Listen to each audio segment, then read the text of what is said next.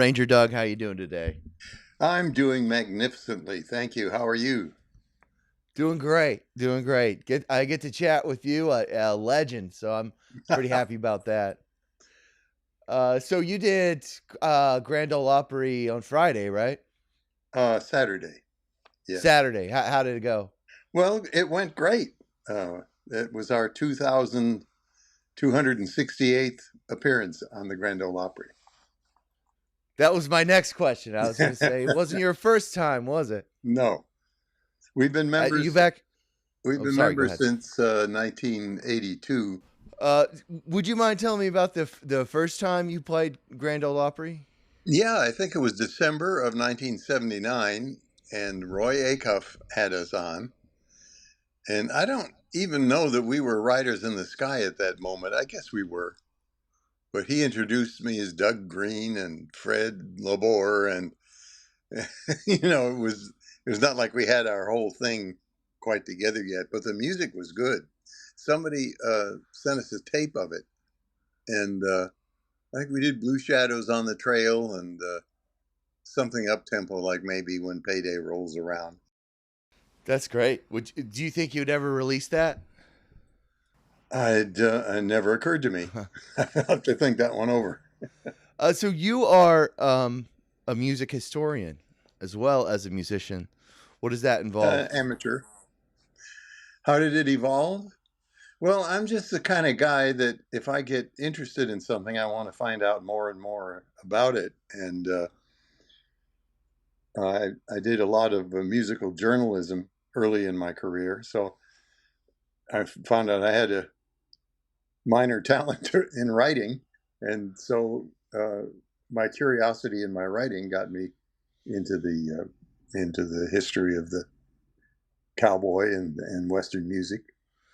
I didn't even know about the music journalism at the beginning of your career. What, like when you were just starting out with Riders in the Sky, or Oh no, way before way then. before that? Oddly enough, I didn't. We didn't start Riders in the Sky till I was 31 years old. Oh, So I had a whole 10 years before that of being an amateur or semi-pro. I did some touring with other groups, but I was also had day jobs, and I worked at the Country Music Hall of Fame, which gave me a infinite field to dive into the history of the music.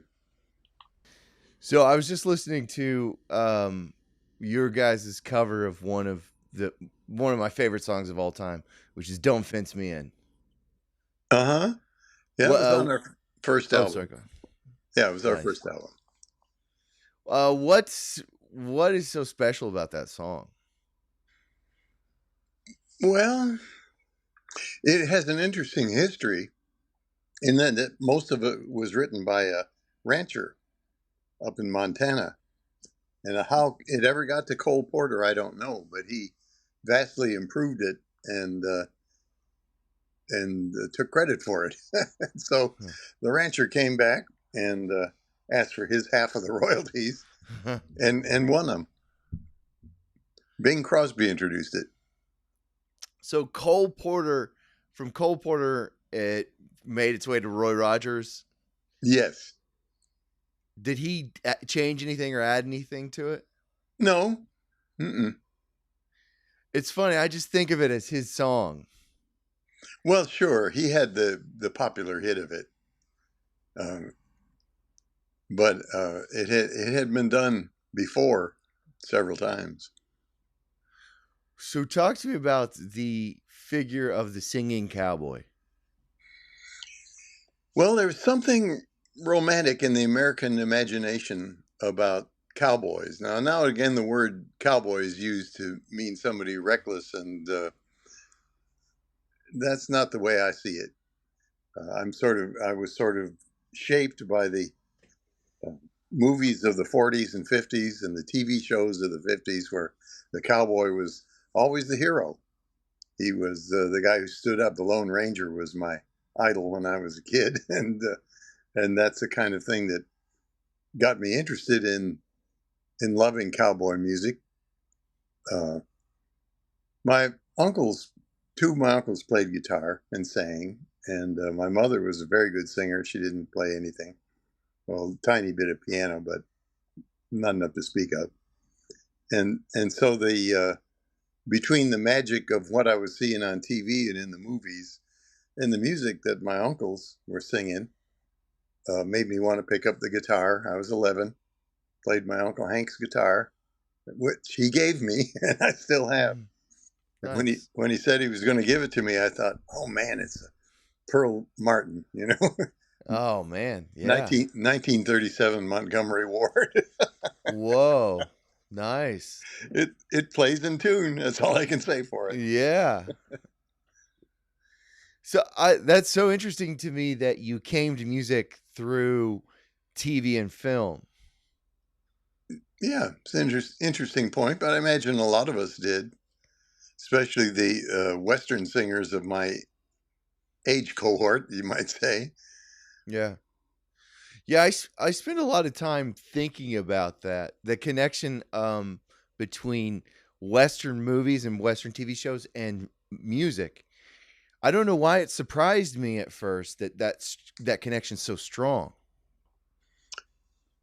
Well, you know, it's just part of the romantic fantasy of the cowboy is singing. Yeah. And in fact, I mean, they did a lot of them. You had to do something at night when everything was quiet.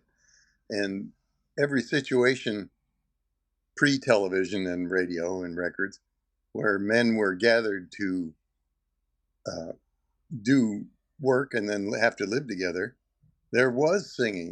There are lumberjack songs, of course, the sailor shanties, and it was only natural that the people out in the plains did some singing and probably more fiddle playing, or I imagine it was a little more instrumental. But then there's the whole thing about the cowboys singing softly to keep the cattle from being restless, and doubtless that happened whether they could sing in tune or not. Huh. I like that. Yeah, I like that it's because I think when we talk about westerns a lot of time, people get caught up in the ways that they're inaccurate. That's not how the Wild West. That's not how the frontier was. But I think that we should spend more time looking at the ways that it was similar. Well, you have a good point. I mean, obviously, there was no character in 1880 like Gene Autry hopping off a beautiful horse with a $1,000 saddle and a $5,000 guitar. But it isn't very accurate. But it is a reflection of how we want to feel about what winning the West was, and how to be a kind person, Yeah. and the person who stood up for right even in the face of oppression and evil. Yeah. Man, I was watching Rio Bravo last night. Oh, did you? Yeah. That scene uh, with the first, I remember the first time I saw it when Dean Martin starts singing "My Rifle, My Pony and Me," Yeah. and With it's Ricky Nelson. yeah, Ricky Nelson on guitar, Uh-huh. and it's Walter Brennan on harmonica, Right. and then John Wayne just kind of smiling, watching. I mean, there's an element of it that's surreal. Dean Martin and John Wayne in the same jail, surrounded by outlaws, and they're singing a kind of a show tuney Right. Western song. Yeah, you're so right. What are some of your favorite Westerns? Well, I like Rio Grande because it's a good story, and because I knew Ben Johnson, and he's was such a Wow. great writer, and mostly because Ken Curtis sings "I'll Take You Home Again, Kathleen," and "Down by Nice. the Glenside," which the guy had an incredible voice. Do you know War Wagon? I think Wagon's the name of the Western. No, I do not. I mean, I was gonna say the theme song is so great, but so many Westerns have those strong theme songs. That's very true, and so did the TV shows. You know, Maverick Yeah. and Cheyenne, and the tunes like that. They just really stay with you. Yeah, there's a ton of material there. Woody Paul has always wanted to do an album of TV theme songs. And we keep saying, it's been done. Why? You know? So, what's it like to soundtrack an animated movie? Well, it was no issue at all. We just recorded the song as we knew it, as we developed it. We sort of developed it on the spot. I mean, it was kind of strange and stressful. We were in the studio, and there was the head of Disney Records, and there was Huh. John Lasseter, the head of Pixar, and there was Randy Newman, who wrote the song. And we got to come up with something good. No mistakes. So there was about half a dozen Disney lawyers, let's face it, but it worked out well. So you did the cover first, and then you did the Woody's Roundup soundtrack after that? No, surprisingly enough, we did the Woody's Roundup soundtrack, and then you would think they would prepare it to release at the same time as the movie, but they didn't. Huh. We went in later and recorded all the songs, and thankfully got to write a bunch of them. So that was fun for us too. Nice. On this subject, my 4-year-old has been saying all week that I'm going to interview Woody, and she's telling everybody. She thinks you're Woody because I've had the soundtrack on and everything else on, and it's always a picture of Woody. So she's gonna ask me how that went. Tell her it went great. So one of the things, and we don't have to talk about this if you don't want to, but one of the things I really like is how your conservation work is very much interconnected with your music, in that you're not writing songs about, what my wife drove off with my tractor, and Yeah. you're incorporating nature in a way that the original singing cowboy would have. I feel very strongly about that. When there are a million songs about broken hearts and pickup trucks leaving, but what attracted me, well, there were three things that attracted me to Western music. One was harmony, because I love harmony and always sung harmony. And one was, it seemed so fresh because it wasn't about broken hearts and feeling sorry for yourself. It was about the outdoors. Well, I Yeah. love the outdoors. I guess most people do. But it was about the majesty of the West and the beauty of the West and the peace of the West. And I love that.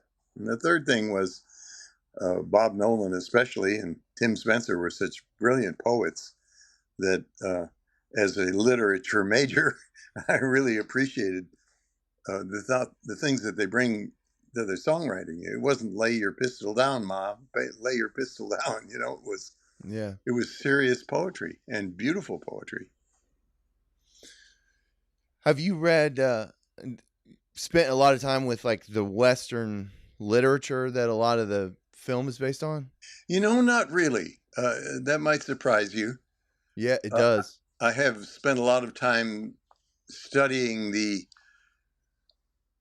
early recording era, and the music of the 20s, 30s, and 40s. My focus has always been much more on the music than on the film content. So, who are maybe 3 or 4 artists or musicians from that time range that people just really need to know about? Oh, the three greats, of course: Tex Ritter and Gene Autry and Roy Rogers, and the Sons of the Pioneers. As far as beautiful harmony, beautiful lyrics, beautiful musical ideas, they're the ones that made it a national phenomenon from maybe 1935 or 6 to about 1950. But I was lucky to get to meet a lot of those guys, all of them, in fact. Well, not Tex Ritter. I never got to meet Tex, but also Ray Whitley and Jimmy Wakely, Eddie Dean, uh, just the great singing cowboys of the era. I've been lucky to interact with them. Lloyd Perryman with the Sons of the Pioneers. Bob Nolan, I only spoke with by phone, but it's very meaningful. In fact, here in my office, I have a letter That Bob Nolan. Oh, your picture went away. I have a letter that Bob Nolan wrote to me that I framed. Oh, wow. Let's see if I can get back on that picture with you now. Yeah. That was a mistake. How do I do That's all right. That's all right. We can do if you want to, you can take a picture later and I can put it in the article. Yeah, okay. You want to do that? Yeah. Man, all right. Look, I can't get back to you. I don't know how to do it. Let's see. You're on your cell phone? Yes. I can't get the computer to do it. I tried and tried. Man, thank you so much for all your patience in this. Sorry to throw a giant roadblock in your day. It did a little bit, but I enjoy talking to you very much. You want to just keep chatting like this, and I can. There's enough video on the front end for me to put a preview out on social media. Okay. Is that all right with you? Mm-hmm. Okay. So, sorry. What was Roy Rogers like in person? You know, I've met many people who I admired who weren't so nice in person. Oh, yeah. I know that one. I recall going up to Dick Foran and asking him to do an interview with me, and he just blew me off. So I'd like to talk to you about your singing cowboy years. That's a long time ago. He walked away. I've done a lot more stuff than that. Well, I know you have, but I want to. Anyway, but Roy Rogers was just like you'd expect. He was a gracious, a gentleman, kind. Too Slim says his favorite moment in show business when he knew he'd finally arrived is when he walked into a room and Roy Rogers knew who he was. Oh, that's special. Yeah. Roy was a wonderful guy in person. I am so relieved to hear that, because it's Roy Rogers I put on his movies when I'm like sick or something, and Mm-hmm. I want that kind of embrace. Yeah, I get it. That comfort, What was Gene Autry like? He was very, very nice. He was surrounded by a whole gaggle of people all the time. But the times that we met him, I never spent a lot of time with him. He came on the set of our TV show one time. And of course, we all sang Back in the Saddle again and everything.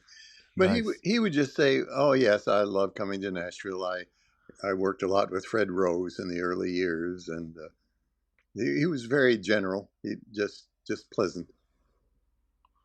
Was this in Nashville? Was that kind of where everybody met? No, well, the first time was in North Hollywood, where we were filming the TV show for CBS. Oh, that's right. And he was, just gracious as could be. The second time was in Nashville. They were having some kind of event, and so we decided we'd do the album a tribute to Gene Autry, and he was kind enough to write a little blurb at the front saying he'd have been proud to ride with us if we were back in the day, and that meant a lot. So this would have been early 2000s? I'm very bad on dates. I'm sorry. Okay. Yeah, no, that's all right. 90s probably, and the 90s. TV show was 2000, 2001. So one of the nickname that I really like is, sorry, I don't have it in front of me right here, but it references your influence on the youth. And I think that's such a great image, and I think it holds true, because you guys seem to have that staying power of like you connect with every generation. Well, that's true, and we always have. Again, Slim says many times lady comes up after the show and says, I'm sitting between my father and my son, and you're the favorite group of both of them. Oh, that's great. That's not something that's easy to pull off in any sort of artistic medium. No, it isn't. We kind of lose them in the middle years usually. I think, but they come back. Yeah, right, exactly. Well, my toddlers are like loving every moment of this. The research that I've been doing, Uh-huh. and Good. There's something kids just seem to love the beat or something about the Western music. Or like when I was a kid, I just liked it because I didn't get broken hearts and love affairs. Who knew about that?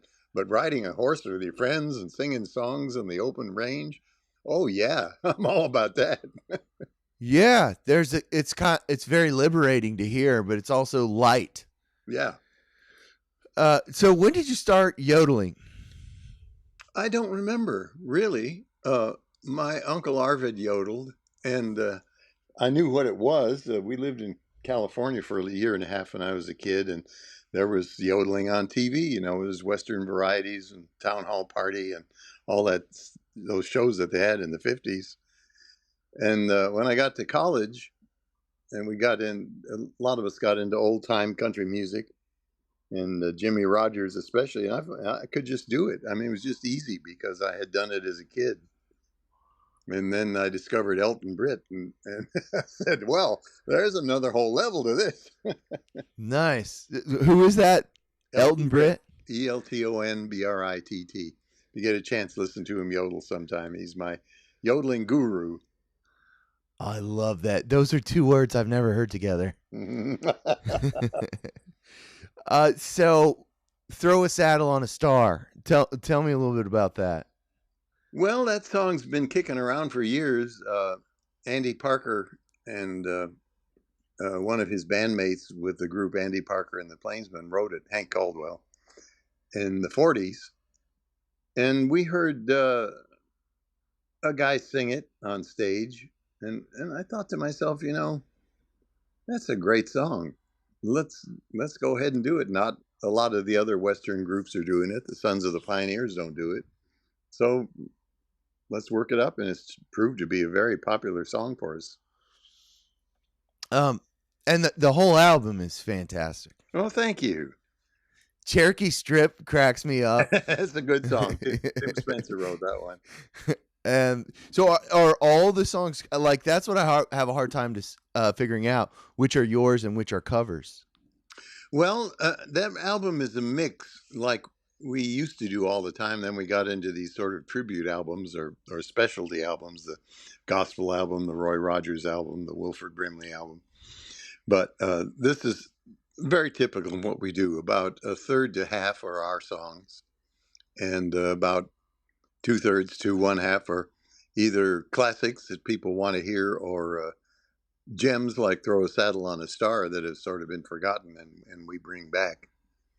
On that album, The Shelter of the Wildwood is mine, and that just won the Outstanding Traditional Western Song of 2023. I just picked up the award. Congrats. That's fantastic. Thank you. A Wrangler Award. And The Happy Yodeler is mine, and Golden Lockets is mine. Happy Yodeler is such a great way to start the album. Yeah, it is. I like it. Slim wrote, what does he call that? I can't remember. It's about his ex-wife. Listen for the echo. Or I should say his widow, because, he's the widower. She died, in other words. May she rest in peace. Yeah, and he hasn't dated or anything since. It really was hard on him. Woody wrote the instrumental, The Galloping Getaway. Oh, that's a good one, man. Oh, it is. It's hard to play though. Is Little Green Valley a cover? No, that was written in 1924 by a guy I'm writing a book on now called Carson Robison. I was going to ask about it. That was next on my list, actually. Oh, okay. Yeah, he wrote it, and he and Vernon Dalhart recorded it, and it was quite a successful record. It hasn't had a long life, unfortunately, because I think it's a great song, but Burl Ives recorded it, Marty Robbins recorded it, Wade Ray recorded it, and now we've recorded it. It's a fantastic, it's a very heartening song. It is. It's a sweet memory, and he grew up in very rural Kansas. He wrote it in New York, and I'm sure he was thinking that sometimes this big city isn't for me. Yep. Yeah, I can understand that. So what drew you to Carson? Well, the pandemic. Huh. We had no work. I had nothing to do, and so Yeah. I thought to myself, especially having done this radio show that I do, classic Cowboy Corral. I was realizing so many of these great songs from the 20s and 30s he wrote, like Huh. Barnacle Bill the Sailor. you know, Oh, wow. this guy was the first country music professional songwriter, first country music professional studio guitar player, Oh, wow. and had of all the records of the 30s of the pre-war era, Vernon Dalhart recorded the most, and Carson Robinson recorded the second most. He was a real force at his time, and he's been completely forgotten. So I thought, well, let's resurrect him a little bit. Let's go back and see if we can't get him a little more credit for the incredible career he had. I like that because I see that in your music as well. I see an element of let's resurrect something that worked and doesn't seem to be as popular, but also let's add something new to it.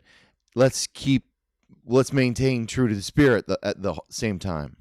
Well, I couldn't have said it better, Kevin. That's exactly what we wanted to do from the start. Plus, being entertaining, the Yes. humor is so much a part of the act. There and it's a subtle humor. It's sometimes it's a little it's slapsticky but in a like coy way. Yeah, you're right. Like the I can't think of a good example right now, but it's a really fun experience, and I think I keep going back to this, but it says a lot to me that my little kids are so enamored of it. Yeah, it is great. We Scotty McCreery got inducted into the Opry Saturday night, and he Fan- specifically asked that we be there so we could sing Woody's Roundup for his child. Oh, I love that. That's wonderful. Yeah. So, 1974, you attended a Western Swing Festival and Oh, saw. you've been studying. Yeah. What was so transformational about that moment for you? Well, I had been getting into a lot of Western swing, which I still love, obviously playing with the Time Jumpers. But the festival went all day long, and a lot of the old Bob Wills musicians were still alive, and they all were enjoying playing together and reuniting and playing wonderful Western swing music, which is pretty much a lot about drinking beer and honky tonkin' and broken hearts. And for some reason, the guy who put on the festival had booked the Sons of the Pioneers. And I'm thinking, these guys don't swing. What's the deal here? I want to hear some swing music. Let's hear some dance music. And they came out with Way Out There and Cool Water and Tumbling Tumbleweeds. And God, it was a revelation to me. I said, this is the music I grew up with. And this means so much. And those lyrics are so beautiful and the harmony. And Rusty Richards was yodeling at the time. And I thought that was pretty impressive too, because I was a yodeler. And Nice. that really changed a lot for me. I went back and started studying the Sons of the Pioneers and the Foy Willing and the Riders of the Purple Sage, especially. They had Mm, such great harmony. Not quite as many great songs, but there's no, there's no other Bob Nolan. So, but nice. still, they're a wonderful group. And I got to know Foy Willing, and he was a really nice man. He wanted to do a record with us, but he had a unexpected heart attack, and that was that. So many names. One of the things I'm gonna do is go through and write all these down and Yeah. put in a couple songs of theirs, or make a little playlist or something that people can click on while they're reading it. Do you know the British Academy of Country Music? No, I don't. Well, you should. They have Okay.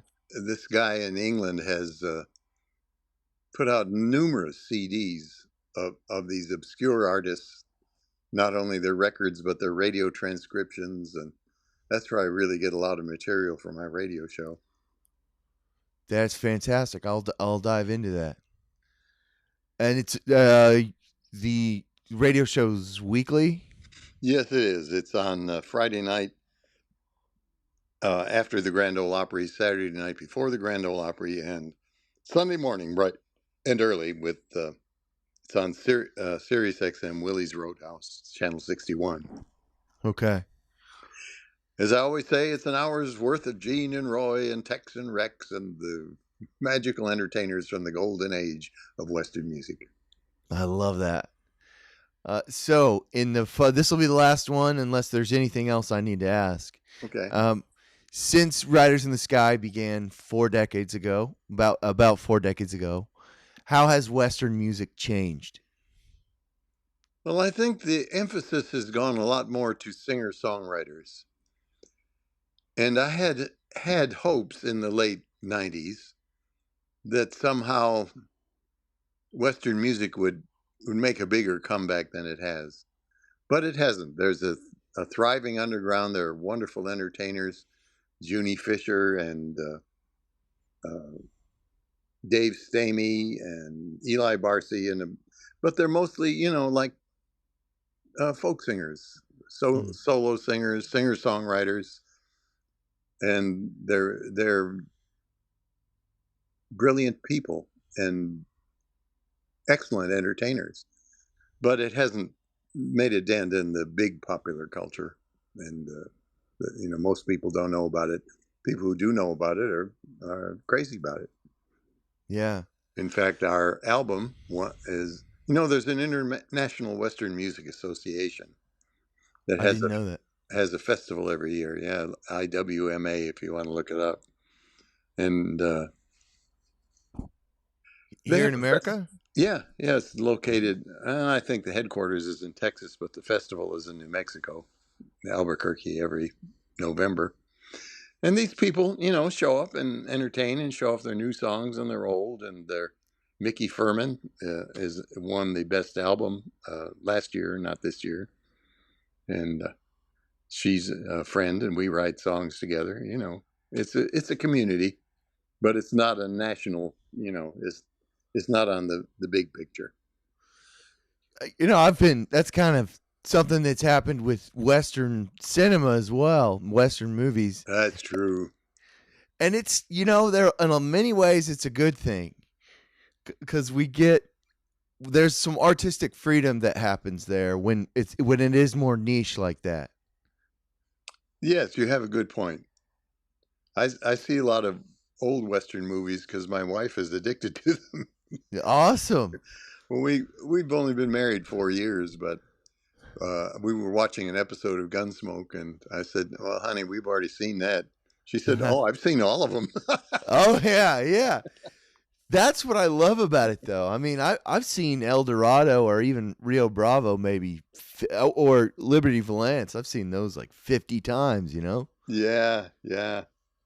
It makes you. There's something comforting about it. Well, there is. I enjoy the old Westerns too. Well, is there anything that I should have asked you that I did? I know I have about 50 more questions that we can save for a different occasion. Okay, I mean, I'm game anytime, as long as the electronics are right. Well, how's this? Next time I'll meet you in person. I'll come to one of the shows. Well, you can just come over to the house. That's fine.